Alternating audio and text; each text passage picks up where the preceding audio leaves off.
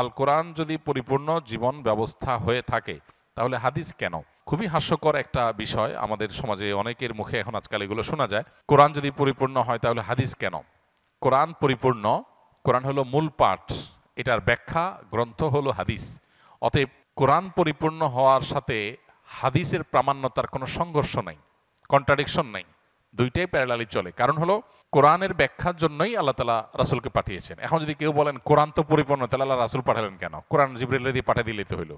এই প্রশ্নটা যেরকম অবান্তর, কোরআন পূর্ণাঙ্গ হলে আবার হাদিস লাগে কেন, এটাও সেরকম অবান্তর। এনকারে হাদিসের ফিতনা এখন ঘরে ঘরে দাঁড়ে দাঁড়ে হয়ে গেছে হাদিস অস্বীকার করার। আমাদের সতর্ক থাকতে হবে। অনেক সময় মনে হয় ইসলাম কেন সত্য ধর্ম, অন্য ধর্ম কেন মিথ্যা, এ ধরনের চিন্তা আসলে কি করব। আমরা যখন চাষাবাদ করি শুধু ফসল হয় না, ফসলের সাথে আগাছাও হয়। ধান খেতে ধান গাছ আর আগাছা দেখতে একই রকম লাগে না? এখন কেউ যদি বলে ভাই ধান গাছগুলোকে যত্ন করে রাখেন, আগাছাগুলো কেটে রাখেন, কেন? দেখতে তো একই রকম। এই জন্য পৃথিবীতে প্রচলিত যত ধর্ম আছে দেখতে মনে হয় সব ধর্ম একরকম, আসলে একটা হলো মূল গাছ, মূল গাছের মধ্যে বহু আগাছা সৃষ্টি হয়েছে। যেই ধর্মের সূত্র আসমানের সাথে, আল্লাহর সাথে, ওহির সাথে, নবী রাসূলদের সাথে, সেগুলোকে বলা হয় আসমানি ধর্ম। এগুলো যুগে যুগে সব একই সূত্রে গাথা।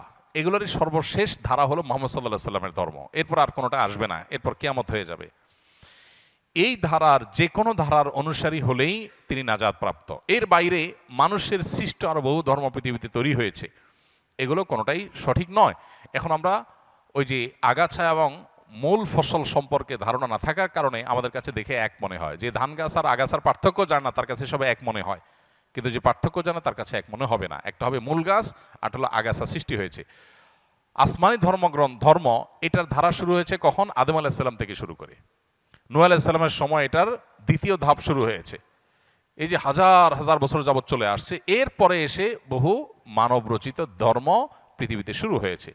অতএব এগুলোর ভিতরে কোনটা আল্লাহর মনোনীত আর কোনটা আল্লাহর মনোনীত না, এটা বোঝাটা হলো গুরুত্বপূর্ণ। আল্লাহ কোরআনে বলেছেন না দিন ইনদাল্লাহিল ইসলাম, আল্লাহর কাছে একমাত্র মনোনীত দিন হলো ইসলাম। ওয়া মান ইয়াবতাগি গায়রাল ইসলামি দীনান ফালান ইয়াকবালা মিনহু, আল্লাহ বলেছেন যে ব্যক্তি ইসলাম ছাড়া অন্য কিছু আল্লাহর কাছে ধর্ম হিসাবে নিয়ে আসবে, অ্যাকসেপ্টেড হবে না। এজন্য আমাদের ইসলাম সম্পর্কে জানতে হবে এবং মানব রচিত দিন বা ধর্মগুলো সম্পর্কে আমাদের জানতে হবে, তাহলে ইনশাআল্লাহ ধোঁয়াশা দূর হবে। এবছরের হজ ব্যবস্থাপনার অনেকে প্রশংসা করেছেন। আপনার অভিজ্ঞতা এবং আগামী বছর যারা হজে যাবেন তাদের উদ্দেশ্যে কিছু বলবেন। আলহামদুলিল্লাহ, এটা সত্য যে এবছর সৌদি আরবের কর্তৃপক্ষ তাদের হজ ব্যবস্থাপনাকে তারা অন্য যে কোনো বছরের চাইতে ভালো করেছেন। এটা সত্য, আমার চোখেও সেটি ধরা পড়েছে। এমনকি হজের যে দুইটা পার্ট, বাংলাদেশ পার্ট, সৌদি আরব পার্ট, উভয় পার্টের ব্যবস্থাপনাই বেশ ভালো ছিল। বাংলাদেশ পার্টির ব্যবস্থাপনা অবশ্য বেশ কয়েক বছর ধরেই ভালো হচ্ছে। বিগত আমলের শেষের দিকে এসে হজ ব্যবস্থাপনা তুলনামূলকভাবে ভালো হয়েছে, যার কারণে এক সময় প্রচুর পরিমাণে মানুষ হজের টাকা জমা দিয়ে প্রতারিত হতো, যেতে পারতো না, হজ ক্যাম্পে গিয়ে কান্নাকাটি করে ফিরে আসতে হতো। এই দৃশ্যগুলো আর এখন দেখা যায় না বেশ কয়েক বছর যাবত, এটা ভালো। তো তার মধ্যে আবার এই বছর আলহামদুলিল্লাহ তুলনামূলকভাবে হাজিদের হয়রানি অথবা পেরেশানি তুলনামূলকভাবে কম হয়েছে বিগত বছরগুলোর সাথে কম্পেয়ার করলে। আর সৌদি আরবের পার্ট যেটা, ওখানকার যে হজের কার্যক্রম, সেটা আলহামদুলিল্লাহ সৌদি সরকার তুলনামূলকভাবে বিগত যে কোনো বছরের চাইতে বছর খুব ভালোভাবে হ্যান্ডেল করেছে, যার কারণে ভোগান্তি কম হয়েছে। বিশেষ করে অতিরিক্ত গরমে ভিড়ে মানুষ মৃত্যুর যে হার, সেটা বেশ খানিকটা কম, অনেক কম, যার কারণে সব মিলিয়ে প্রশংসা করার মতো একটা পর্যায়ে আসছে। এবং এখান থেকে বোঝা যায় যে কর্তৃপক্ষ চাইলে হজ ব্যবস্থাপনাকে আরও সুন্দর করা সম্ভব, আরও সুষ্ঠু করা সম্ভব।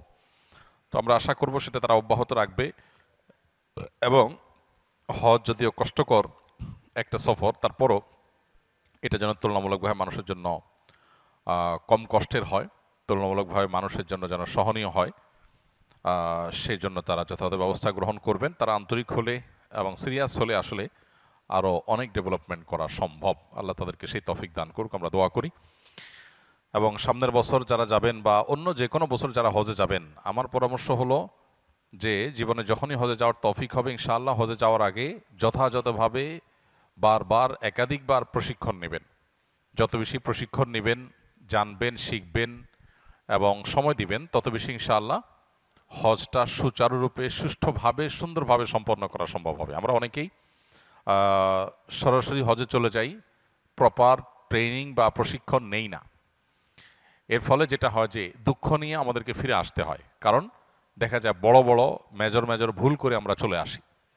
তো এই জন্য হজের সফর সহজ হওয়ার জন্য, পুরো সফরের কার্যক্রমগুলোকে সহজতর করবার জন্য প্রশিক্ষণের কোনো বিকল্প নাই। যারা অভিজ্ঞ, তাদের অভিজ্ঞতার আলোকে যে প্রশিক্ষণগুলো হয়ে থাকে সে প্রশিক্ষণগুলো আমরা গ্রহণ করবো ইনশাআল্লাহ। আসুন্নাহ ফাউন্ডেশন থেকে প্রতি বছরই হজযাত্রীদের উদ্দেশ্যে প্রশিক্ষণ নিবেদন করা হয় এবং আলহামদুলিল্লাহ সে সমস্ত প্রশিক্ষণে হাজার হাজার মানুষ অংশগ্রহণ করে। যে এজেন্সিতে যাক না কেন, এই প্রশিক্ষণ আসুন্নাহ ফাউন্ডেশন থেকে সম্পূর্ণ ফ্রি উপস্থাপন করা হয়ে থাকে। অতএব যারা হজে যাবেন তারা ফাউন্ডেশন ট্রেনিং হোক বা অন্য কোনো ট্রেনিং হোক, সেই ট্রেনিংগুলোতে ইনভলভ হবেন এবং প্রশিক্ষণ নিয়ে যাবেন।